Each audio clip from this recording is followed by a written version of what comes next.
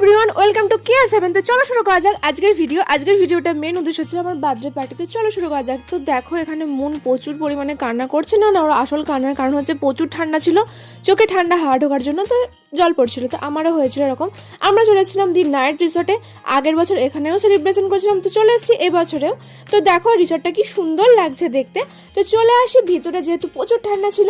তো এই যে ফাইমো নতুন নতুন বিয়ে হলে যা হয় আর কি।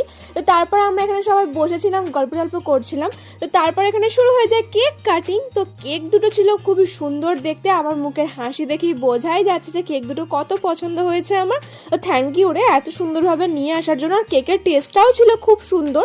তারপর আমি এখানে সবাইকে একের পর একভাবে কেক খাইয়েও দিই। আর কেকের ওরা নিজেরাই বলছে যে কেকের টেস্টটা খুব সুন্দর ছিল। তো আমার বার্থডের অনেক পরে সেলিব্রেশন হয়েছিল। স্টার্টার অর্ডার দেওয়ার পর, স্টার্টার খেয়ে ডিনার অর্ডার দেওয়ার পর আমরা চলে আসি ছবি তুলতে। যতই ঠান্ডা লাগুক ছবি তোলা মাস্ট, ছবি তো তুলতেই হবে। তো এখানে বাজি ফাটছিল, রিম বলছে দিদি দেখো তোমার বাজেতে বাজি ফুটছে।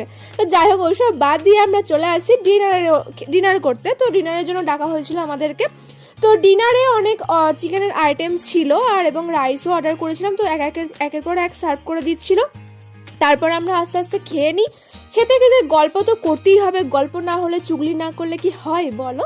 তো এখানে আমরা আস্তে আস্তে খেয়ে নিই এবং যেহেতু অনেকটা দেরি হয়ে গেছিলো এবং একটা তাড়াও ছিল বাড়ি যাওয়ার, এখানে একের পর এক সবাই আমাকে গিফট দিতে, সহি বলে যে সব গিফটগুলো আমি দিলাম। তো যাই হোক সবাই দিয়েছিল গিফটগুলো।